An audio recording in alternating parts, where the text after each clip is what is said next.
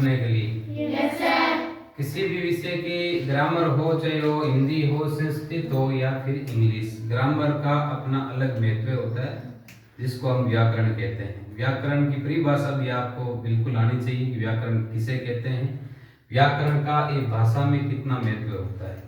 किसी भी भाषा को शुद्ध रूप से पढ़ना और शुद्ध रूप से लिखना, जो जिससे हमें ज्ञात होता है उसे हम व्याकरण कहते हैं। किसी भी भाषा को शुद्ध रूप से पढ़ना और शुद्ध रूप से लिखना जिससे हम करते हैं उसी का नाम ही व्याकरण है। तो व्याकरण के अंतर्गत आज जो हम बिंदु पढ़ेंगे उस बिंदु के अंतर्गत है जो हमारी व्याकरण में व्यवहारिक व्याकरण के रूप में जिसको हम जानते हैं कहते हैं पठनीय बिंदु हमारा पदभेद। इसमें हमारी शुरुआत करते हैं कि आपके जो शब्द हैं वो कितने प्रकार के होते हैं।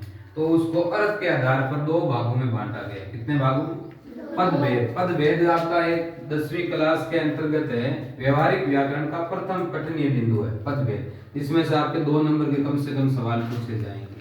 तो अर्थ के आधार पर अलग अलग आधारित वो प्रश्न बनेंगे। अर्थ के आधार पर पदभेद, अर्थ के आधार पर भेद, आपके दो भेद किए जाते हैं। आपके पहला जो भेद है वो है आपके सार्थक शब्द, और दूसरा जो भेद है उसका नाम है निरर्थक शब्द भेद है अर्थ के आधार पर।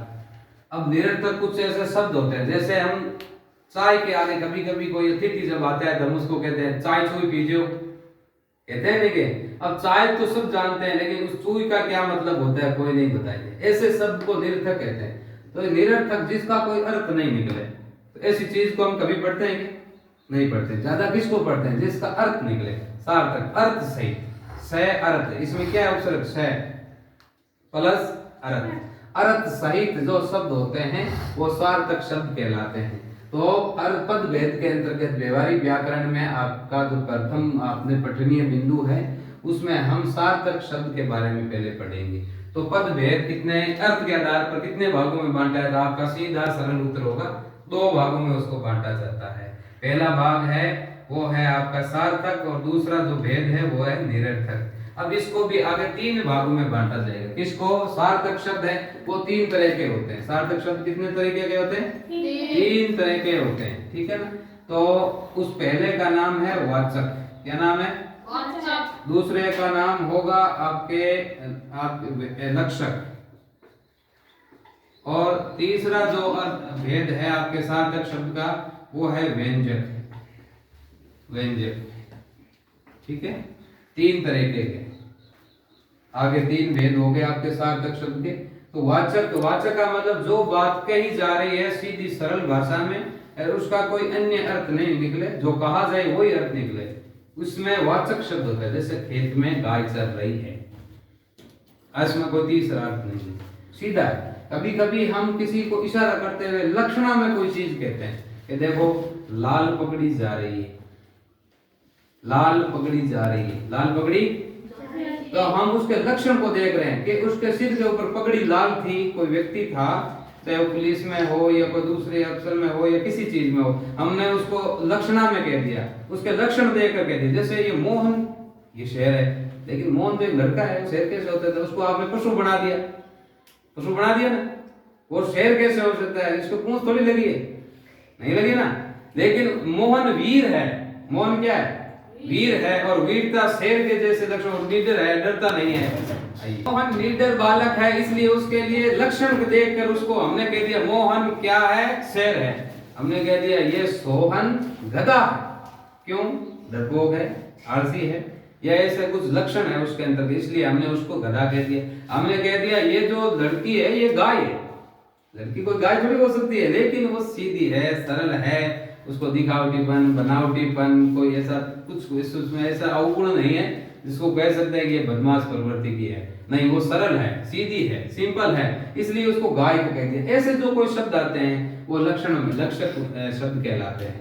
इसके अलावा जो तीसरा सार्थक शब्दों का भेद आता है वो है व्यंजक। क्या है? व्यंजक। व्यंजक में जो बात कही जा रही है वो अर्थ नहीं निकलता है, उसका कोई तीसरा अर्थ निकलता है है ना। और व्यंजक व्यंग्य से लिया गया। जैसे मैं कई बार आपको कहता हूं कि मैंने रास्ते चलते किसी आदमी से पूछा कि भैया, मेरे से पूछा उस आदमी ने कि भैया आप बड़े पढ़े लिखे लग रहे हो, आप हमें जरा ये बताइए कि जूतों में नोटों में क्या फर्क होता है। तो हमने उसे बताया, देखो अगर नोट हमारे जेब में होते हैं या आपकी जेब में नोट होते हैं तो गिने जाते हैं, लेकिन जब जूते पड़ते हैं ना, तो मैंने आगे नहीं बोला लेकिन सब समझ गए, है ना, सब समझ गए।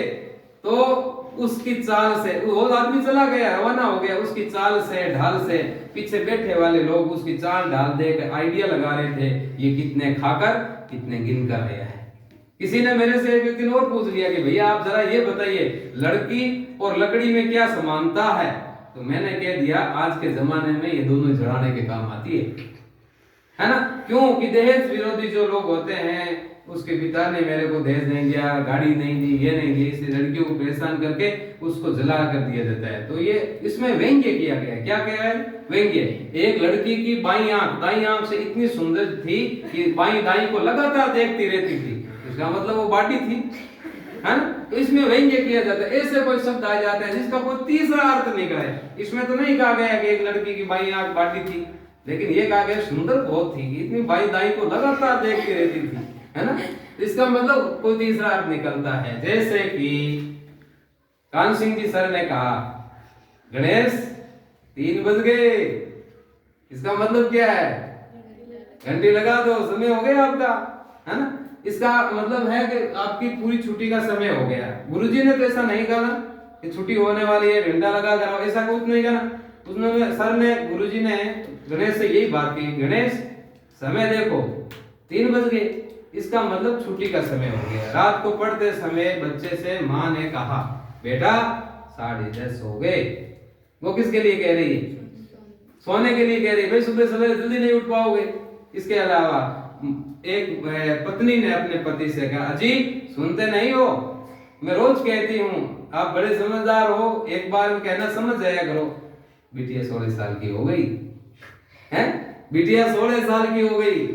इसका मतलब उन्होंने ये तो नहीं कहा ना कि शादी कर दो, लेकिन उसका अर्थ यही है हाथ पीले कर दो, हाथ पीले कर दो। तो वो व्यंजक शब्द कहलाता है। तो इसके आधार पर ही लक्ष्य हमारे हिंदी के अंदर व्याकरण के अंदर 3 प्रकार की शब्द शक्ति होती है। शब्दों में शक्ति होती है, शब्दों में ताकत होती है, उसको शब्द शक्ति कहते हैं। जैसे वाचक से आपकी होती है अभिधा शक्ति। कौन सी शक्ति? शब्द शक्ति हिंदी में कितने प्रकार की? 3 प्रकार की होती है। अभिधा शक्ति। कौन सी शक्ति? अभिधा शक्ति। लक्षण के आधार पर लक्षणा शक्ति, लक्षणा शब्द शक्ति। शब्दों की ताकत होती है, उसको ही शब्द शक्ति कहते हैं। तो 3 प्रकार की शब्द शक्तियां हैं। वाचक के आधार पर अभिधा शक्ति, लक्षण के आधार पर लक्षणा शब्द शक्ति और व्यंजक के आधार पर व्यंजना शब्द शक्ति। कौन सी शब्द शक्ति? व्यंजना शब्द शक्ति।